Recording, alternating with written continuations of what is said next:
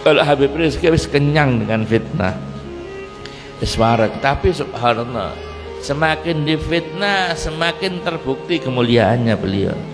Masya Allah. Sampai dikatakan idza aradallahu nasra fadilatin ataha alaihi lisanu hasudi, lisana hasudi. Kalau Allah subhanahu wa ta'ala ingin menjelaskan, ya, ingin menyebarkan keutamaan seseorang, Allah memakai lisan-lisannya orang yang hasud untuk bikin fitnah.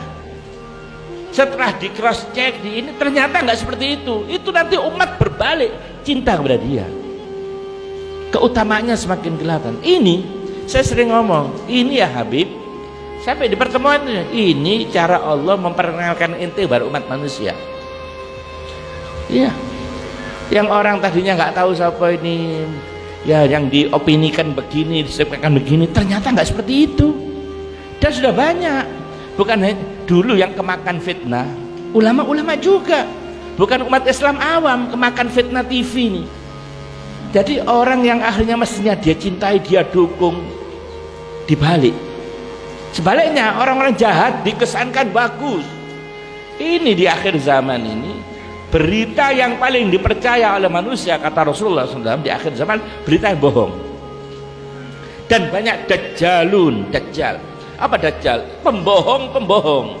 Jadi kerjaannya goro berita-berita ini, goro kabeh. Ojo ngrungokno iku, baca Quran isi gak ono Quran, hadis iki gak ono goroe. Ini yang pasti.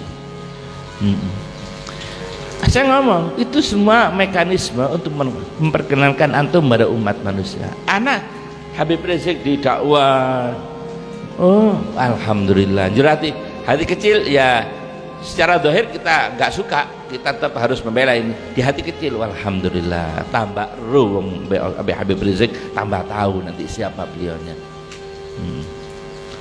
Dan kalau dikasih pertanyaan di kepolisian, waduh, dikasih pertanyaan, ente nih Habib sampai teguran, semakin suka pertanyaannya, semakin metu ilmu nih. Iya. Sekali kan kalau bikin acara-acara kan tak bikin apa itu, bukan tablis saja. Ana bikin dialog interaktif. Nah, orang-orang yang tanya, kasih ono pertanyaan yang sukar. Kasih ono pertanyaan yang sukar. Subhanallah, ono aja jawabannya. Bin Syahab ini, Bin Syahab ini ugolak, masya Allah. Bukan karena saya teman, saya jarang ngomong tentang Habib Rizik. Jadi uang ngeru karpe dewe wis. Nah, sekarang orang-orang tadinya nggak seneng, nggak suka, ulama-ulama, ada habaib kadang-kadang ya ada ngomong apa Habib. Mereka belum, karena mereka masih harus hati-hati, bukan karena nanti kalau sudah tahu siapa inti baru mereka perlu waktu. Karena ngomong nggak apa-apa, bukan mereka nggak suka atau benci, enggak, karena mereka belum tahu sebenarnya. Masih termakan korban media, masih korban media. Subhanallah, sekarang berbalik, bukan hanya awamnya, awamnya wis mari 7 juta jempe, sopo wong bisa punya daya tarik bisa mengumpulkan manusia 7 lekar dunia, 7 juta lebih yang hadir dari negara-negara, bukan dari Indonesia, dari luar negeri hadir untuk hadir. 212 itu luar biasa, nggak pernah terjadi sepanjang sejarah. Kan itu revolusi yang ada di Mesir itu nggak sampai segitu orang kumpul. Hanya saja Habib Rizik ini nggak mau pakai kekerasan.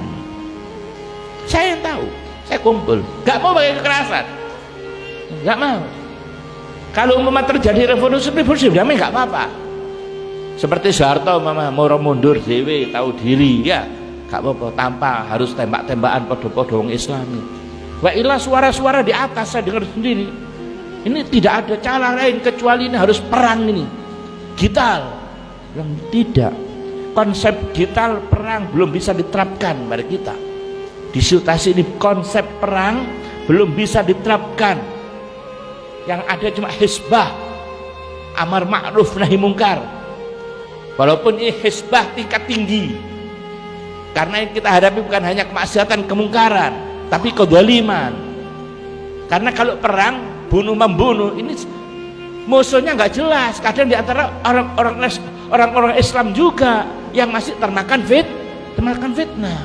Nggak ada, nggak nemu orang ngasih pemikiran seperti begini. Wa illa tokoh-tokoh kita anak tahu ini harus kita harus perang sudah. Jangan, bahaya karena membunuh sesama orang Islam itu tinggi risikonya, nggak bisa, nggak oleh. Kita kata Hebrew hanya boleh antara orang Islam dan orang kafir yang memusuhi orang Islam.